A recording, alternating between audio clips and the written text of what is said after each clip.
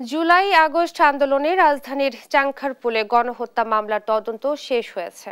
৮ জনকে আসামি করে এ মামলায় আন্তর্জাতিক অপরাধ ট্রাইব্যুনালে অভিযোগপত্র জমা দিয়েছে তদন্ত সংস্থা। জুলাই আগস্ট গণহত্যার বিচারের জন্য গঠিত আন্তর্জাতিক অপরাধ ট্রাইব্যুনালে এটি প্রথম পূর্ণাঙ্গ প্রতিবেদন। কিছুক্ষণের মধ্যে বিষয়টি নিয়ে সাংবাদিকদের ব্রিফ করবেন ট্রাইব্যুনালের প্রধান প্রসিকিউটর।